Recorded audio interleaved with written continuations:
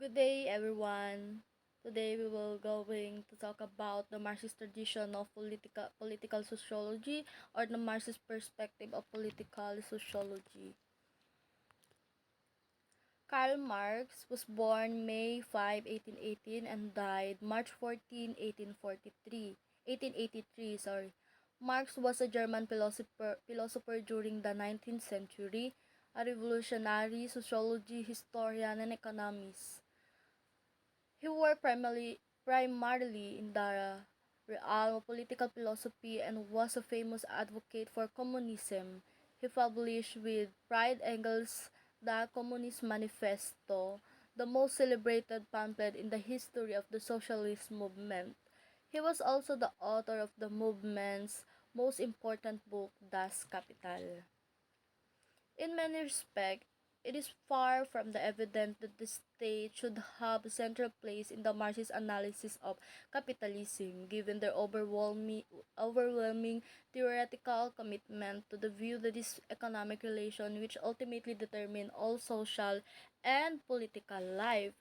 Um, every commodity, Karl Marx, sinasabi niya doon yung perfect capitalism, which is every commodity sells at exactly its proper price, and the proper price is its values. Ganon. Marx condemned capitalism as the system that alienates the masses. So, Marx primarily has, as he was with the capitalism as a mode of production, concentrated the economic level and had relatively underdeveloped and tentative views on the state. Mm, According to Adam Proworks, he suggests that given his theory capitalism as a self-perpetuating economic system of production and exchange, there was no room in it for theorizing the state as contributing to its reproduction. So, based on Marx's later work, it is true that it has proved very difficult for neo-Marxists to give due weight to ideology and politics without giving up the central theoretical Marxist commitment to economic class struggles, the motor of history. So, ano ba yung neo-Marxist? Mamaya, matatakal natin kung ano ba yung neo-Marxist na tinatawag. So, ayun. Classification of Marx's analysis of the state into three distinct and somewhat contradictory positions on how it contributes to the reproduction of the capitalist system and the economic power of the bourgeoisie. All of them have been followed up in different ways by neo-Marxist theory according to Dunleavy and O'Leary. So, the reason is, although workers produce things for the market forces, not workers control things. People are required work for capitalists who have full control and over the means of production and maintain power in the workplace.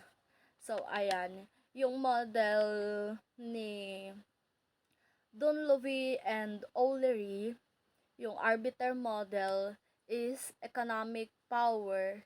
It is quite simply translated into political power, by which means the dominant bourgeoisie rules over the subordinate classes through liberal state.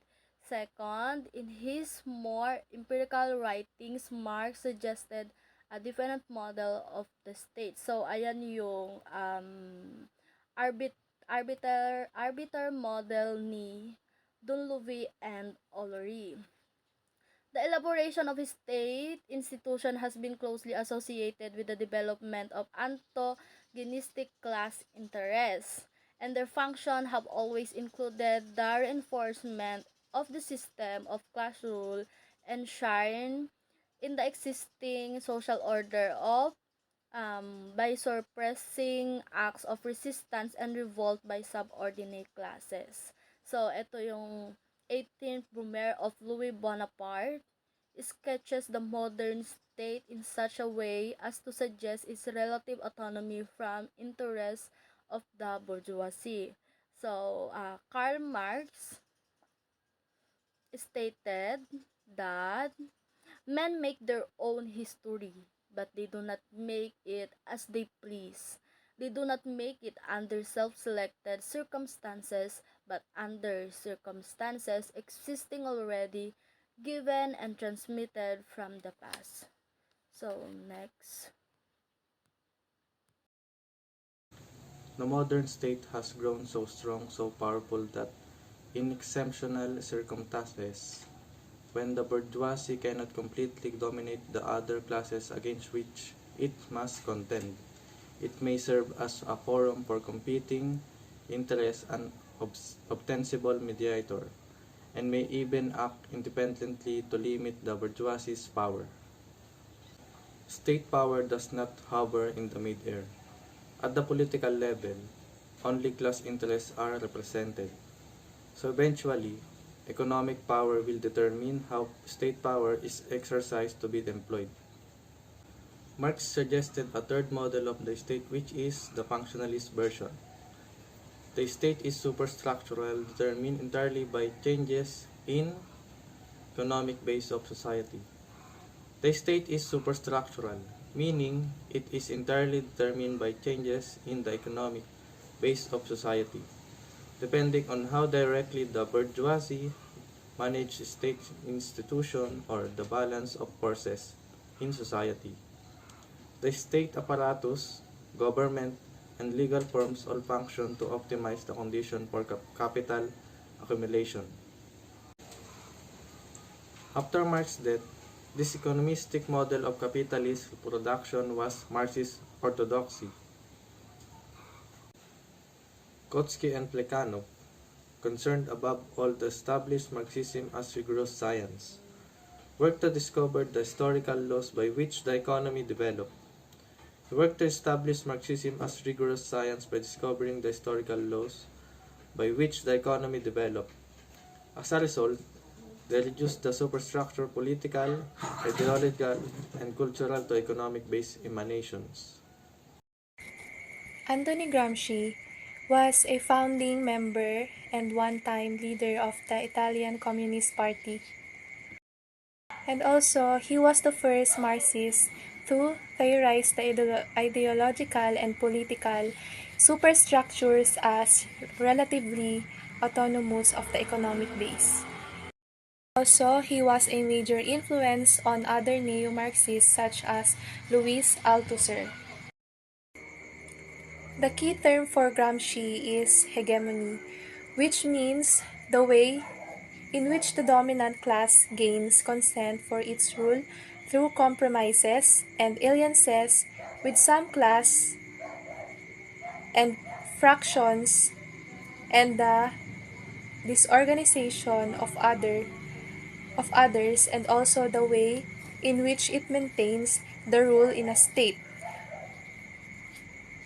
in a stable social formation. According to Gramsci, hegemony is gained in the first place of civil society where ideology is embodied in communal forms of life in such a way that it becomes the term for granted common sense of the people. So itong si Gramsci bagaman sa bagay na ito ay limitado ang kanyang pangako sa ekonomiya. Gramsci, like Althusser, saw ideology as practices that form subjects. Itong si Gramsci, nag-view niya yung ideology na ito as terrain of practices, principle, dogma, having a material and institutional nature consisting individual subject. Ito naman si Althusser, ideology has a material existence because an ideology always exists in an apparatus and its practice. So both thinkers are experience and our relationship to the world are mediated through ideology. In Gramsci's view, subjects are not necessarily class subjects but rather collective political wills formed by articulating ideas and values in different combinations in order to draw different groups into the hegemonic project. Gramsci was committed to the belief that ideological struggle is grounded in class struggle. As Laclau and Moffey, they see the economy itself as outside hegemony, as somehow naturally given and non-political. As they argue, this means that there is nothing for Marxists to do but identify the direction in which the economy is heading. There is no possibility of political intervention or even of effective class struggle in the domain that really matters to Marxists, the economy. Similar issues arise in the work of Althusser. Although his project was to rescue Marxism framework, economism cannot be avoided. Althusser maintained that the state should be seen as relatively autonomous of the economic base. As Althusser sees it, the state is relatively autonomous of the economic base because, although the economy determines, in the last instant, it does so by determining another level of the mode of production as dominant according to the specificity of the mode of production. In feudalism, religion is dominant. In capitalism, the state. Religion played a great role in feudalism. It particularly kept people, usually those in the lower class, humble and set within their position in society. Althusser's theory of the state is functionalist. It has been criticized as involving a sophisticated form of economic reductionism. The problem is that if the economy is determining in the last instant, then whatever the form and dynamic of contingent actually existing capitalist states. The term relative autonomy is oxymoronic. If autonomy is relative, then ultimately it is not autonomy at all. As Paul Hirst argues, Althusser is struck by his own question: how is it possible for capitalist social relation to exist? According to Hirst, Althusser is searching for the causes of an existing state of affairs, which the explanation then takes to be necessary for their existence.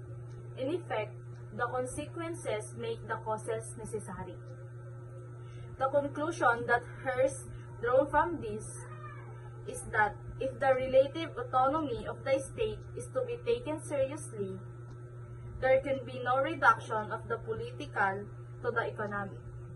The form of social classes produced as effects of politics must be analyzed as such. So, yun, si Althusser, isa siya sa mga naging parang nag-reformulation ng Marxist theory sa concept of ideology yan. Then, may ang naitulong din niya is yung sa most influential aspects, nagbibigay ng mga issues about dun sa ideology and subjectivity dun sa Marxist thinking. So, yun. Sa kay Althusser, naka-formulate siya ng two sets of apparatus: institutional system domination. Isa na dito yung repressive state apparatus or RSA. Yan. So, he saw that the state is working through the repressive institution, which is yung police and army, parang nagre-repressive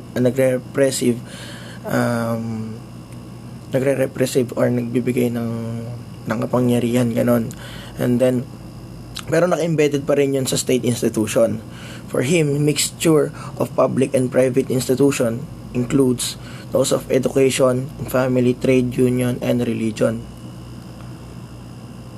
So, ito pa yung isa pa, yung ideological state apparatus or ISA.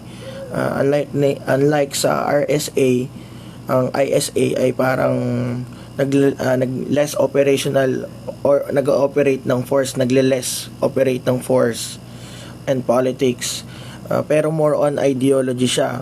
Katulad na lang ng mga pang individual minds, ganyan, or sa mga individuals, parang ginagamit ito para mapaisip sa kanila sa mga parang maging dun manggaling sa kanila mismo yung pagbabago.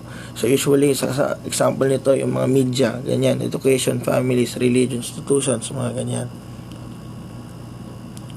Ano naman ay isa pa yung sa kay Althusser, yung theories of ideology niya ay merong parang pitfall dun nga sa Marxist notion, which is karoon ng parang false consciousness in which people are seen as dopes of capital system. Parang ito yung parang droga ng capitalist system. Since he does not see ideology as a consciousness at all, in his views, ideology itself material involving experience live in real social practices. Hello everyone, I am Rubel Machas and I'm a reporter for today's video. Althusser's lasting influence lies in the way in which he situated ideology as a matter of practice rather than conscious ideas and beliefs, and the emphasis he gave to subjectivity as a means of social control. Althusser explained that ideology can be good or it can be bad. He talked about the ideological superstructure where he says that we are all conditioned one way or the other to believe things that may or may be not true. He basically argues that human agency does not really exist because we do things based on our ideologies, which we do not really choose. We are subtly pressured or pushed into them by invisible hand, then we find ourselves believing those things. The Marxist epistemology that gave him the assurance to assert that subjects systematically misrepresent reality is problematic. Althusser maintained that Marxism is scientific because it is open and counterintuitive, where ideology is closed and that is draw its problem from politics and practice rather from the critical theory. Marxism has invariably seemed extremely dogmatic to non-believer, and at the same time it has been riven by factional dispute. Furthermore, it is difficult to draw a distinction between science and ideology, according to the openness of the science giving that, following Thomas Kuhn 1970, very influential work on science, it is generally acknowledged that even the natural science are less concerned with genuinely testing theories than with confirming them.